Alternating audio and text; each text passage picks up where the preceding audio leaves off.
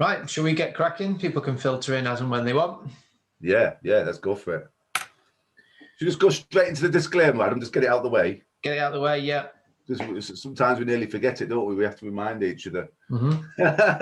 Right, welcome everyone. As always, we're really chuffed that you're online with us tonight, because you could be doing many other things other than listening to us too, talking about precious metals and what have you. So we really do appreciate your time. But before we get started, as we always have to do, we've got a disclaimer. We always have to say we're not financial advisors. We've never wanted to be financial advisors. We don't believe in financial advice. We only believe in giving people, educating families and making them financially aware and sharing our knowledge with them, that we've gained from ex-bankers, actually, that were on the dark side. We've gained a lot of knowledge from ex-bankers, and we just pass that on to you. We tell you the truth about money.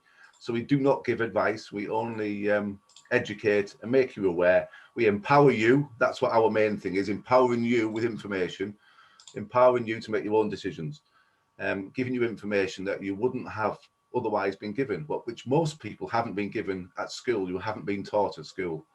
So we're here to fill the gaps, and anything that we feel in the future that is going to be of value to you, then we will share it with you. We'll learn it, we'll research it to death, as we always do, and we always do it first.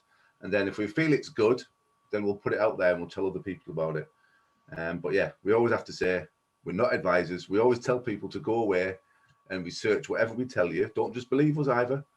We always tell people to go away and research what we tell you for yourselves and find out for yourselves. It's very empowering. It gives you the power back, because so many people in the world right now seem to be reliant on the governments, reliant on other entities other than themselves to look after themselves. You've got to be as self-sufficient, I think. Is that the best way to explain it, Adam? As self-sufficient as possible, we believe. And that's not going down the doomsday avenue. It's just, we just think it's the way it should be anyway. You need to learn to look after yourselves rather than rely on anybody else. The government don't give two hoots about you and I, to tell you the truth. I'm just saying it as it is. They don't give two hoots. You've got to look after yourself. Simple as. Go on, Adam. Sorry, mate. I got carried away again. No, it's good. So all good stuff. So look, I guess tonight me and James have been. We always chat throughout the week, and it's funny, just in our conversations, different topics kind of come up of our different experiences, because we get to speak with so many people that are in different situations. They've had a different background. They've got a different story, and we're in a bit of a privileged position in the sense that we get to hear so much stuff, and we want to kind of collect that and then give it back out to the wider community, so we can all learn from it, and all learn what's going on, what people's experiences are on a day-to-day basis. Something that it was yesterday I got told about, which blew me away, if I'm being honest. And when I told James, he couldn't speak for a few minutes because he was pretty shocked by it. Basically, we were helping someone to buy precious metals, which is very, we do it every day, all day, every day. So very, very common. And this individual was making a transfer from their account to buy some metals.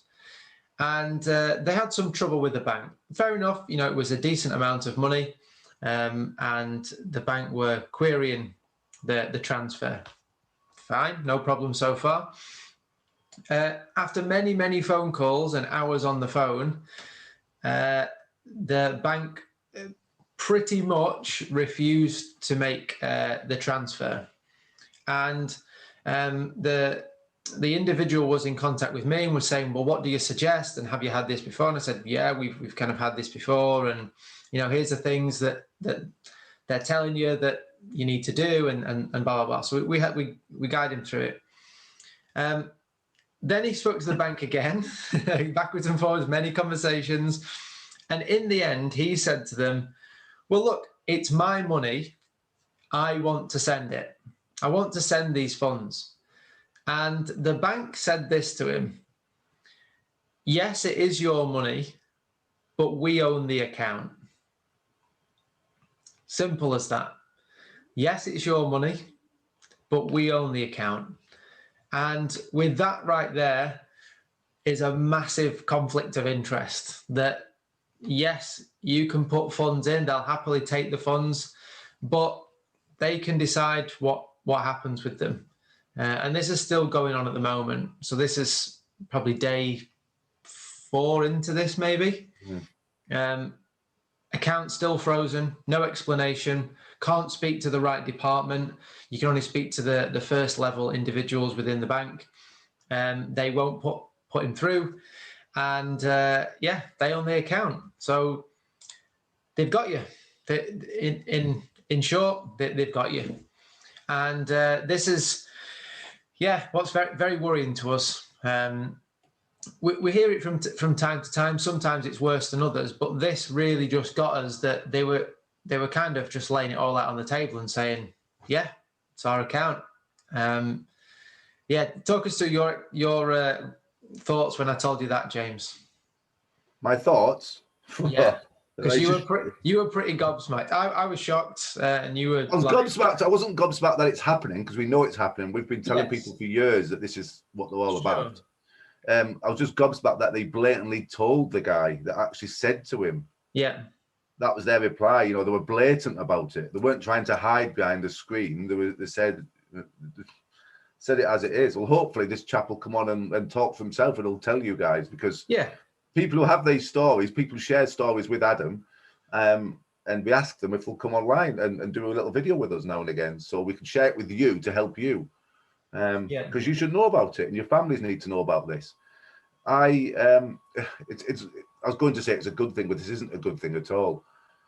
But we've been saying this for years. We've been trying to tell people this for years, and now it's happening. We're like, right, you've seen it now. You've seen it. But my family didn't have that problem last year. I mean, my family's been saving in precious metals for about 5-6 years now. But last year, in February time, March last year, 2020, I told them all, because I knew some of them had quite a lot of money sat in the bank. And I just said, get your money out of the bank now. And they had no problems back then. They had no problems, really, just the odd question here and there. But as we've started going through maybe the end of 2020 and now into 2021, it's getting harder and harder and harder. And they're scaring people. They're doing anything they can to stop you from taking your money out of the bank. And that is a flag in itself. That's a red flag. Sure. So, you know, there's a reason why they're doing that. When I tried to pay a builder the other day, send him £3,400 just to do some work on my house. And that was hard enough. That was just, they don't want your money leaving the bank. They want it sat in the bank. Yeah. And there's obviously a reason for that. Someone's just asked there, what was the name of the bank? So it was Santander Bank. Santander, we call it. Santander, yeah. Yeah. One of the worst by far from our experience. Yeah, and I'll be honest, of all the conversations that I have with people that say, look, I've had trouble with the bank, a lot of the time it is Santander. They you know, their name seemed to crop up for all the wrong reasons. And they seem to be quite aggressive and heavy-handed in their approach. You know, we don't mind people, banks having a duty of care, which they should have. Should have, yeah. You could say that all of the stuff in 2008 wouldn't have happened if they, you know, acted with that duty of care and did their thing. Then, yeah. We don't mind any of that. It's when they start telling you what you can and can't do with your money. That scares the what's-its out of us. And crossed the line, Adam, haven't they? For sure. And I know I've said it before, and I'll say it again and again and again. There is a reason.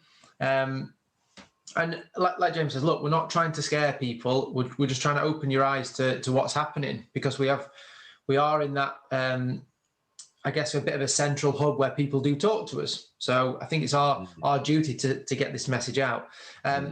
There is a reason that deposit protection schemes exist. Okay, there is a reason.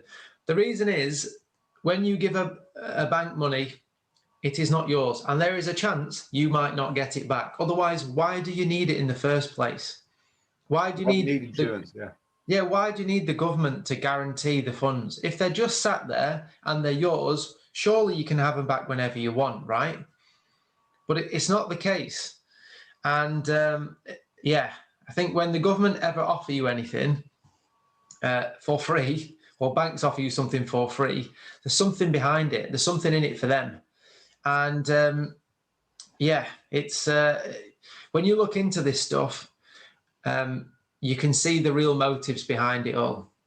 And yeah, just be very, very aware of what's going on. And like James said at the very beginning, don't rely on governments. I mean, look, you can't take yourself totally 100% out of the system. Well, you probably can, but it's very, very difficult, and you'll spend all day long trying to stay out of the system. But there's some really key things that you can do to protect yourself and not rely on for big things, especially your hard-earned money. Gosh, you work for years, and you put your time, your energy, your effort into it, and then it's left vulnerable. And that's what is I guess our kind of mission, to just educate people to reduce that risk. I don't think you can ever eliminate risk, but just reduce it massively as much as you can, and rely on yourself more. And it's to put the ball back in your court.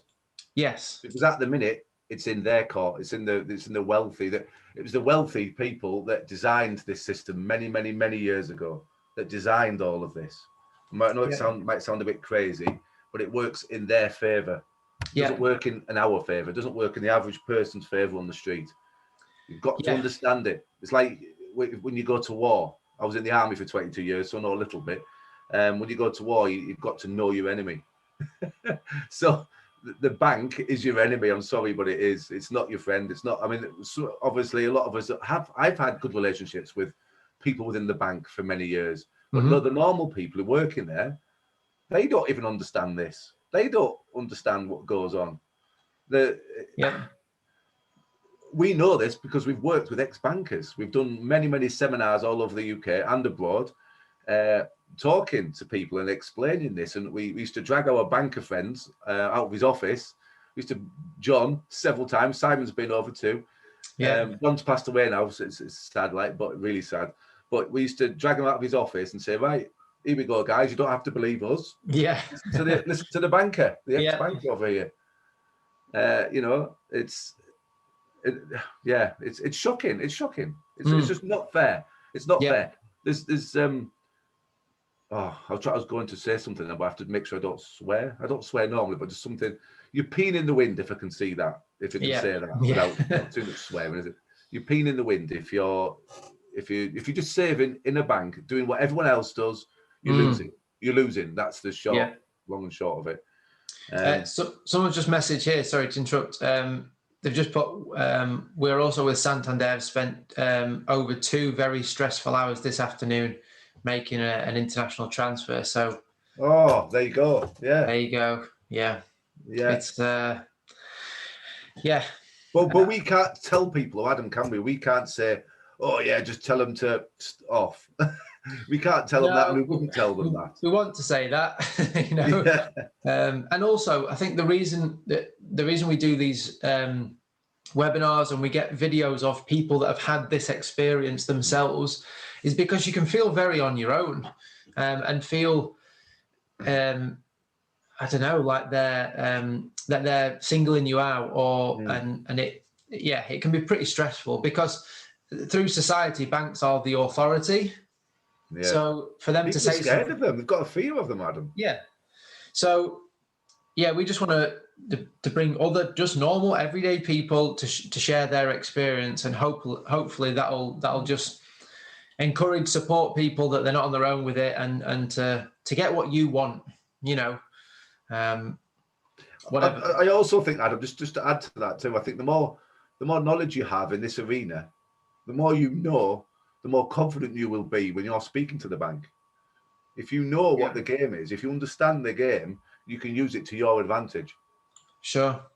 I think that in general, isn't it? In life, the more knowledge you gain, the more confidence you gain. Generally, it depends on your mindset. Obviously, you need to work on this too. But I mean, it's just the whole system. The numbers are shocking. The amount of people that end up at retirement age having to go back to work. Yeah. And that's what we're going to touch on tonight, actually, with pensions. Yes.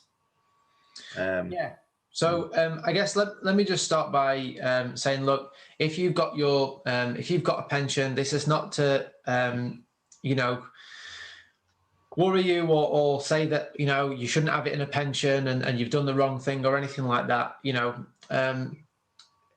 I think there was a time when pensions worked. There was a generation, a group of people that worked, and my granddad was one of those, and he ended up, retiring on a final salary pension or whatever it was, and his pension went up every year with inflation, and he's, living the life. And that was the narrative back then, that you work for a company for many, many years, and that they look after you. Unfortunately, that's no longer the case. Another family member of mine at the moment is looking at the whole pension retirement options, and it's really difficult to go through the conversations, because you work all your life, you put into this pension, into this vehicle it's an NHS pension as well, and the rules with NHS pensions, that's the National Health Service here in the UK, for anyone that doesn't know. The rules have changed many times with the pensions, not in the individual's favour, unfortunately. They've got worse. And I know you've had the same experience in the military, James. Yeah, definitely. And the options that she's left with in the end is basically to get, 500 quid a month, to retire on 500 quid a month. £500 a month is not much. Yeah, I think it's 500 quid a month, worst case, 600 quid a month, best case. I mean, what does it matter, the difference? It's not a lot to live on. There's the devil's in the detail with all of this stuff. So not only is it a small amount that she's able to actually get every month, because it's a government pension, you think, well, that's good, and they've contributed to it. When she's eligible for a state pension, any funds that they've put into her NHS pension, they take off her in her state pension. So they give it you with one hand and they take it away with another. And I would say NHS pensions are probably seen as they're not the worst. They're probably seen as decent. It's been one of the best ones. Yeah, in the NHS, in the kind of pension world, they're kind of okay. And is it 32 years or something she's spent too, Adam? Was it 32, 33 years? Yeah. It's not just 10 years, is it? No. It's a lot. It's a long time. And she's on she's still got one of the good contracts. So £500-600 a month. Whatever the government have given, they take off at the state pension. And when you take your NHS pension, see, what a lot of people used to do is take the NHS pension and then go back to work, because they were like, well, I want to work. I'm still good to work for another few years. And they would make quite a lot of money because they'd be getting their pension and they'd be earning. What the government have now said is that if you take your pension, you can go back to work, but you can't earn more than you used to when you were working full time. So they take your combined earned income and your pension and say that cannot be greater than what you used to earn full time. They've got you. They've literally got you. So they dictate at every stage of the game. They say, we'll give it you now, but we'll take it off you later, and we'll not give you very much. And also, you can't go back to work and earn a lot of money, or very, very, very much. You have to be limited with what you can do. And it just comes down to the point of controlling your own destiny, and not relying on other entities, other individuals. Do your own research and put the control back in your hands. Because at the end of the day, you're going to look after your money and your future far better than anybody else will. Somebody very, very close to me also works for the NHS. And I used to practice my presentations in front of her many years ago before I started going out teaching people. And she started learning this. and she knocked her NHS pension on the head, and she put that money that she was spending on her pension into property instead. So she's bought 5 houses now, and now she's starting to pay them off, and that's her pension. She's got more control over what she's she's got more control over her pension, and she also buys precious metals now too.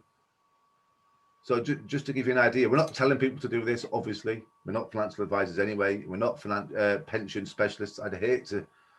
We used to talk about pensions at our seminars, but because we came to the point where we don't actually agree with pensions, we don't like pensions. We're not knocking them. If you've got one, great. Hopefully, it'll hold out. Hopefully, it'll hold out, and you'll be still good to go. Hopefully, we're not saying to people go and knock them on the head again, because we wouldn't do that anyway. But some people might have the option to have precious metals within their pensions. Yeah. Or there's ways and means, isn't there, Adam? We've helped a few people in that arena too. Yeah. If they're a little bit shaky, I think if people don't want to go down the route of educating themselves and finding out the stuff yourself, because we always say once you've seen all this stuff, you can never unsee it. It's a bit like a gift and a curse at the same time. Sometimes you wish you didn't know it, don't you? Sometimes. Yeah, your eyes are open, but they're open, and they don't close off to it. If people don't want to go down that route, and I understand why some people wouldn't, then a pension might be the best thing for them, because they would have never saved for the future. Maybe, as a kind of default. But for people, I'm guessing most people on here, if not all, you've kind of gone too far to turn back at this point. Your eyes have been open to what's going on. And for you guys, I think take control as much as you can. So, anything else to add on that, James, before we go to the questions? I'm just trying to think now myself. Yeah, it's all about control for us. It's as simple as that. It's just take back as much control as possible. But one thing I will say is most people, this is just from our experience, by the way, we're not right or wrong, I don't think, but it's from our experience, is most people just want to be told what to do, though. Sure. They'd rather just be told what to do. And they do ask us, how much should I save? How much should I? And we have to say, we can't tell you. We're not, but we ask them, you quiz them, Adam, don't you? When people come on board, we have to find out what's best for you 100% of the time. That's the one motto. To find out what's best for you. We find out what your end result is in your own head, where you want to be financially, and then we help you get you there. We help you get you there. Yeah. But we can't tell people what to do. That's the other thing. But by the time we've educated you and we've shared things with you, you know what to do anyway. You're pretty much on the right path. Someone's just messaged here in the chat saying they had an hour's inquisition. They say, when they tried to draw out 5,000 yesterday in cash, they felt like a criminal, and they were questioned what they want it for, and they actually came out pretty shook up by the whole ordeal. The plant seeds in your mind, the plant seeds of doubt. Yeah, the bank did it with me the other day just to pay a builder. They're trying to plant seeds. Obviously, I know the game. I know what that. And I was like, "Oh, thank you very much for this." Yeah. Okay, but I know who this guy is. I've worked, anyway. I know this guy is. I want to pay him, and it took me a long while. So, but I know why they're doing it. But you've got to stand strong. But if you've never met us before, either though, never met us. If you've never bought any metals before, it will be a bit nerving anyway. Sure. I know Adam very well. He takes all the calls, but Adam would always say, "Well, just put a little bit in then, just so you can gain confidence with it, and you can see that you've got the metals in there, and even buy some, sell some, so you know it works. You know it's there." Because that's what I did. I had some, I had some metals delivered actually, and I actually bought and sold some to test the system worked, to make sure it was 100%. Yeah. What they said it was, what was on the tin. What was written on the tin was what you get. Even though I did lots of research, I mean, our guys have been going 12 years now, Adam, haven't they? They're not just started out. And we've been going 6 years now, have we? Personally? Yeah, 6 years. So we've got a lot of experience behind us now. But we'll always say, look, just put your toe in the water. If you're nervous, just put your toe in the water anyway. For your very first transfer, for your very first payment, or you're better off to starting small sometimes anyway. It depends on your situation. Yeah. You just want it out of the bank as soon as possible, don't they, Adam? If they once they find this out, they'll just want it out of the bank. I think for some people, they're confident and they say, "Yeah, I'm happy. Let's go." For others, they want to start small and then build into it. It's fine. I think, sometimes you have to jump through those hoops, as annoying as it is, just to satisfy the banks, because they can see that, certain amounts will fly under the radar. And then once the second purchase you want to make, because they've seen you've already sent funds to that account, then it's less of an issue for them. Again, very annoying, frustrating, but it's a system that we're currently faced with. So, but once you're out, it's worth it. Once you've done it, though, Adam, isn't it? Once you're out, you're out. Yeah, for sure. Yeah. It's just holding. I think for us, we know this journey because we've done it, and we just want to hold people's hands, because we know what's coming up. We really don't want to frighten people and say, your bank are going to say this. I just say, look, let's see what they say, because people always ask us, are the bank going to have an issue with this transfer? And I say, maybe they will, maybe they won't. We've had people transfer very, very large amounts of money and the bank haven't batted an eyelid. And if I knew what the bank's rules were and what they were looking for and their requirements to flag payments, transfers, this whole game would be a whole lot easier. But we don't. So you just, let's see what they say. We'll jump through some of the hoops. But at the end of the day, remember, it's your money and you can do whatever you want with it. So you've got to stand strong with that, haven't you? Yeah. Shall we go to some questions that people have been sending in? Yes, go for it. It's a lot what we've been getting. Okay, someone's looking for some guidance on buying precious metals. Basically asking, there's a few details in here. Also, they've got a savings account with a company pension, and they're just saying, look, what happens if there's a collapse to all those elements, to metals, to savings, and to a company pension? So I think, look, if a collapse is coming, not everything falls at the same rate. Not everything is affected equally. Throughout history, metals have performed quite well in downturns economically. People turn to metals as a safe haven, isn't it? It always has been. Say that again. A safe haven. Yeah, safe haven. That's the word. Yeah, and so they turn to metals. So it's a good way of protecting and just kind of taking a breather for those people that are in the stock market, whatever, out into metals, let that all calm down, and then maybe they'll go back in. That's what some people do. I think company pension depends what your company pension is invested in. We've got a lovely couple in Canada that had their both their pensions, both husband and the wife, their pensions were slashed in half in 2008. And then through COVID, they were slashed in half again. So they were left with a quarter of what they'd built up. And they're pretty much getting towards retirement age, where everything should have all worked out. They actually messaged us the other day just saying, thanks so much. We can sleep at night knowing that everything's secure. They've kind of moved it into precious metals and they've just got some stability. So, yeah, it totally depends. But we think, look, don't have all your eggs in one basket. That's what we'd say first of all.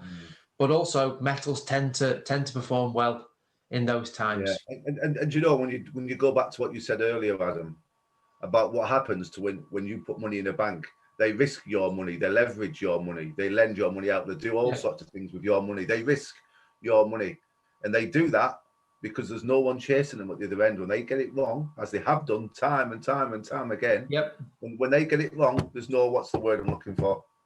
No repercussions. No repercussions. There we are. There's no repercussions at all. But when you've got your savings, your life savings in precious metals, it literally is. It doesn't get lent out, doesn't get leveraged. No one's taking advantage of you. Nobody's laughing at you. No one's saying you can't have it when you want it. Yep. It's there. and it protects you from inflation too, doesn't it? Because it is it is actually something. It's physical, precious metal. It isn't just made from thin air. Because our monetary system now is mainly from debt. It's a debt system, a debt-ridden system. It's created out of thin air. Is paper money. Well, money in general is created out of thin air. Where gold isn't. You can't print gold. That's why it's always going to be worth something. You can't print it. You can't just make it out. You can't just create it out of thin air. There's only a finite.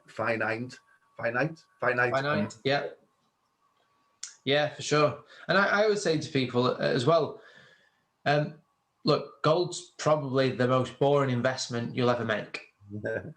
Because there's no moving parts. It doesn't do anything. It's not leveraged out. It just sits in a cold, dark room and does nothing. But over time, it appreciates in value and it protects you. And with all the madness that's been going on in the last 14 months, a bit of boring's quite good, I think. So, and you can understand it as well. I think, look, put your money into stuff you understand. It's gold, it's metal. You're swapping paper for metal. It's very, very simple. Isn't it? It's not rocket science, is it? Yeah. Someone's asked here how are precious metals stored securely, and so that you can have access as well. So the way that we do it is we have them stored in third-party, high secure vaults. So the vast majority is not in our homes. James always, you always talk about when you were having metals in your home. For the purpose of protecting you and securing, your wealth and your savings. But then when you were leaving the house, you were feeling vulnerable, which it kind of solves one problem and creates another. So having them stored externally can be really good on that front. It can give you some really good benefits as well, with silver, being not having to pay the VAT on it. So that's really good. As far as accessibility, the way that we do it is that our metals come to us if we want them. So if we want any in our hand, they come to us. And it's been interesting, again, over the last 14 months that it's much easier to move metals than it is to move people, as in for you to go and get your metals. And gold shops and places like that are very, very quick to lock down. They're non-essential shops when there's lockdowns. So for your metals to come to you, it's an ideal situation. And we're not saying do one or the other either, guys. No. Because I still do both. So it's up to you. I think most of our customers, Adam, is it still the same? But 95% of our customers have them in the vaults, don't they? Have the metals in the vault. Yeah. Again, it's up to you. You can have it at home. You can have it in your back garden if you like. Or you can have it in the vault. We've had people telling us they're digging holes in the garden to bury it. Not many, but a few have. I just hope remember where it is at the end of the day. We don't know. You're not telling us. You're not supposed to tell us everything. Don't tell us. We don't want to know. Great. Another question we've got here, and this is really interesting. We had something similar on the last webinar, but not quite the same. What is the trigger point to start selling your metals? And there's kind of a follow-up to that, which is, and what would you put the profits from that sale into? So what is that for you, James? What's the point? I knew you were going to ask me that one. You're going to throw that one at me. I don't get to see the questions, everyone, you see. Adam likes to drop them in and surprise me. But that's good. Well, my simple answer is I'll never be selling mine. I'll be passing mine on for future generations, which you can do. But if I was to sell them, again, it depends what I've got. I mean, if I've got some debt over here that I'm paying 20% interest on or something ridiculous, then I'd use that to pay the debt off. I learned many years ago, I learned from this very, very wealthy guy, and I can never remember his name. I can barely remember where it was, but one thing stuck with me. One thing stuck with me, always has. I've said this several times before. He said, have your money in, don't have cash in a bank. Don't have too much cash. Have it in assets. So all I do really now, I just focus on assets. I have if I've got spare cash, which is unallocated, I don't need it for anything. I'll always have cash there for if the car blew up or for emergencies, things like that, you need some cash. But if I was to sell my gold, I would put it into other assets. I normally put it into assets that are going to create a return and give me a return, give me cash flow. But then I put that cash flow back into assets. So it's assets is the main thing, isn't it? And such as property. This is for me personally. I have quite a few properties dotted about, which I rent out, which create income. And that income I put away and put into precious metals again. But I think property, land, precious metals, gold, silver, even oil. A lot of people invest in oil. I don't know too much about that, but it might be something to look at in the future. Even mining companies I will look at some point in the future. Cryptocurrency, but that's a lot. That's cryptocurrency. It's not for the average person right now. I don't think it's a bit more. It's a lot more volatile. Most people panic when they see the price going down, and do you know what I mean? It affects people mentally, and they're maybe not strong enough to do that. I'm not trying to talk down to people here. Please don't get me there. But I just know that you've got to have a grip of your emotions and know what you're doing really with cryptocurrency. Where precious metals are just solid, they are what they are. There's not as much volatility as I had. I'm nowhere near as much volatility. But I just want my funds out of the system as much as possible. As soon as I get cash, I get it out of the system into assets if I possibly can. Have I answered that, or have I gone off tangent? No, that's fine. I guess to summarize from what you've said is that the selling point for each person is different. Yeah, and it's individual to you. We always talk about precious metals as a long-term thing, and by long-term, we talk about 4 or 5 years plus. The data shows that the longer the better as far as performance. And we don't, performance is secondary to control, but from the performance side, the longer the better. So the metals have a good amount of time to increase. What history shows is that the gap, generally speaking, between paper money and gold is that the gap just gets bigger over time. So the longer you can have your money in metals, then the more you're going to benefit. If that money was otherwise just going to be sat in the bank, gathering dust. I also see gold as being an insurance, my own family insurance. It's protection for my family. I see that as being my life insurance, really. A financial insurance. So why would I sell it? But if I was going to sell it, I'd make sure that what I was selling it for was going to bring me more cash flow in that I could buy more metals with anyway. Yeah. Does that make sense? I guess in that scenario, it's the last, the kind of last thing that you would use, right? You exhaust every other option first. You wouldn't just, It's your lifeline, isn't it? It's your lifeline. Yeah. If something happened tomorrow and you needed a couple of quid, you wouldn't be straight selling your gold. You'd look at every other option first, and then the metal is there if all else fails. Great. So individual to you. I think definitely work out why you're saving in metals, and what your end goal is. Start with the end in mind, and that'll really help when you're looking at the whole process. And if you are going to sell your metals, as James said, put it into something that's then going to return you more funds. It's going to cash flow, or it's another asset. And then, if you keep going over time, asset to asset to asset, things are going to grow eventually over time. I know some people that even buy cars. I mean, they specialize in just buying cars and keeping cars. Cars that they know they're going to hold the value over time, or even watches. I know some people put it in watches. So it just depends on your thing, But having it in cash is not, because every pound, euro, yen, dollar, whatever, tomorrow is worth less. It's worth less than what it was today.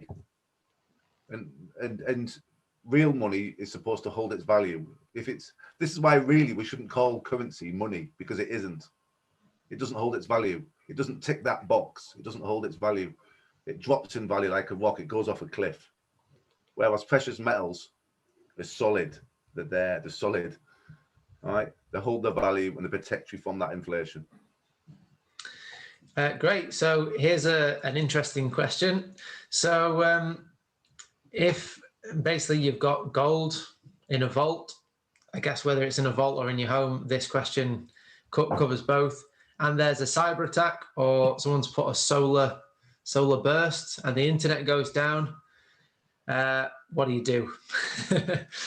What do you do if the I guess extreme scenarios? If the internet goes down, there's a solar burst.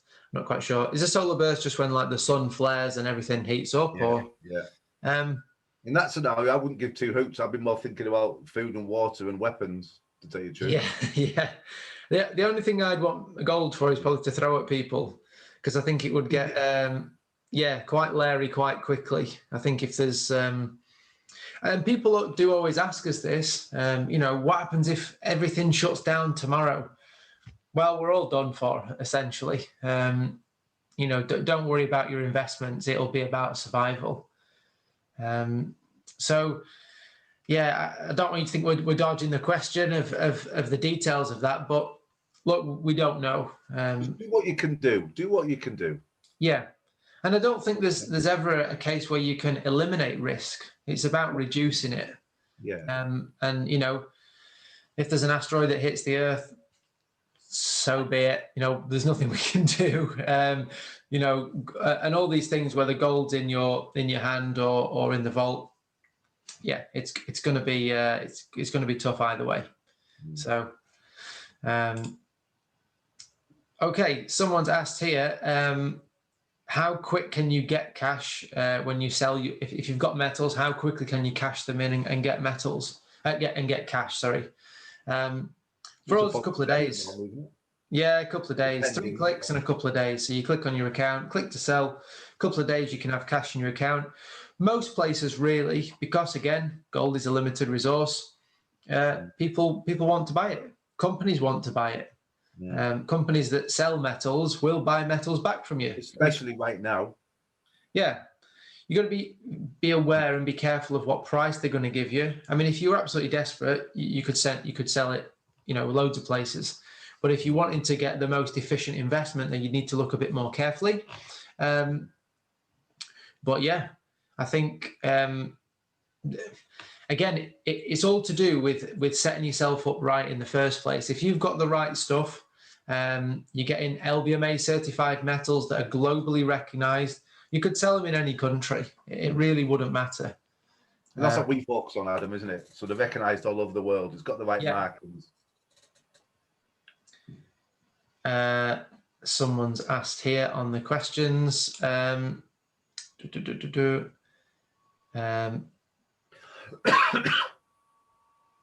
If the banks crash, how can we get cash for selling the gold back into bank accounts? Well, if all the banks crash, then again, we're in that. Everyone's going to be in a terrible situation. If every bank in the world crashes, it's game over. You just get your gold back, don't you? You get your physical gold back. Yeah, I think it's. Look, there will always be a medium of exchange. Always, there has to be. The whole economy will grind to a halt. How do you transact? How do you move on with life day to day if there's no medium of exchange? So there will always be something, whether it's fiat currency now, whether it's digital currency or whatever. There will be something. Remember as well that the vast majority of the general population don't have metals. They're not holding metals. So there has to be something for them to transact with. And, look at the last 14 months. Whatever you think about what, this virus, or whether it was planned, whether it's real, whether it's fake, it grounded people to a halt. People had to stay at home. A lot of people were still working from home, and the economy suffered. It suffered just from that. So you imagine if every bank collapsed. The last 14 months is nothing compared to what could happen. And if the worst did happen, it really would be over. I think it's I feel like we're talking. We've had too many doom. Please don't think it's. We are generally positive about all this stuff. I just think, see it as it. Answer the questions. Don't worry about it. Yeah. I think as long as you've got, I mean, I've got peace of mind. Yeah. I've done what I can do. I've done what I can do, and I've helped my family do the same. Yeah. You know, they all save in precious metals, and they've all got some precious metals to protect them. It's better than having their money in a bank, in paper currency, in a bank. So that's one step in the right direction. Let's turn it around now, James. Let's get all upbeat and positive. Yeah, because people, I learned all these sales stuff years ago when I was speaking. You know, I learned how to speak and all the sales side of it, but I didn't agree with it. I just thought, yeah, that's great because you learn the psychology of people, how people work. It's really interesting. But I didn't agree with it because they use fear to get you to do what they want them to do. They use fear to get you buying that thing, to buy this £15,000 course in property investment or whatever. Yeah. So they use all these techniques to tap into this to make you do this. And we're not doing that. We're just answering questions and telling you what, just to be clear on this. Yeah. To tell you what, we're just answering questions and telling you what we believe and what you can do to protect yourselves. Yeah. We're not doing this fear thing to get you to do this. No, not at all. So look, on the topic of pensions and retirement accounts, someone's asked here, they want to know how they can move their investments out of stocks and into a gold IRA. So I'm guessing this is from America. There's a company that we partner with because we had loads of people from America saying, look, I've got a retirement account, and it works obviously different in each country. And we're not experts in pensions. They're far too complicated. There's so many different types. They're complicated for a reason, aren't they, Adam? Yeah. And in America, we're having a lot of people saying, I've got this type of 401k or an IRA, or I've got this, and I want to put it into metals. So we did some research, and we found a company that can actually, they are experts in this, and they can help you do that. And I think that's a really good middle ground, as in, if you've got a pension, a retirement account of some kind, then if it's there and you can't touch it, then at least put it into something that you know something about and that is going to protect you. So we're more than happy to help people with that. These guys, they do a great job. I think in the UK and in Europe, it's a bit of a different situation. As I said, because we're not pensions experts, we don't know how all of that stuff, the ins and outs and the gritty detail of how to get those funds out with no fees and things like that. We would always say, look, speak to someone that is an expert, that can navigate this journey with you and can give you some really good guidance and really good information. In our experience, the most difficult part of buying metals with a retirement account is getting access to the funds in the first place. Once they're out, it's easy. We can definitely help you do that. We do it all day, every day. But getting them out of that, get them out of that retirement account without losing too many fees. Without costs and fees and tax and all this kind of stuff, can be quite difficult. And I guess in some cases, you would be better just leaving it where it is. In some cases, yeah. Not all, but yeah, speak to someone that's independent as well. An independent pensions advisor that thinks maybe a little bit outside the box and can tell you what's possible. I guess my thinking on it all is, look, everything's possible. It's just at what price? What's the cost? Yeah. You can do most things, but it's, what do you pay for that? Yeah. It's certainly worth looking at, isn't it, Adam, if you've got a pension? But yes. Yeah, for sure. What else have we got here? We've kind of answered this one about IRAs, so that's fine. What's this question here? We just had a lot of people that were coming to us, Adam, that weren't there at the time, didn't we? They were asking for help from the US, and we couldn't help them at the time. So we had to do that, really, because we felt like we're just fobbing people off, didn't we? We weren't helping the people in the US. So yes. So that's why we did it. And now we can help them. So it's good. It's brilliant. a few people have asked, I'm kind of grouping these few questions together. So a few people have asked about the quantum financial system. And when we speak to people as well, they say, well, look, this is, what will it be still, will this situation still be the same when the quantum financial system comes in and all this kind of stuff? We're conservative, and we tell you our experience in the here and now. In the future, we don't know for certain exactly what's going to happen. Very few people do. Yeah. So I think it would be it wouldn't be wise, and I don't think it would be right for us to speculate on what's going to happen, and then to tailor information towards that. I don't think that would be right. We just say, look, here and now, this is the situation. There are taxes on certain metals. Here's how you can navigate around that.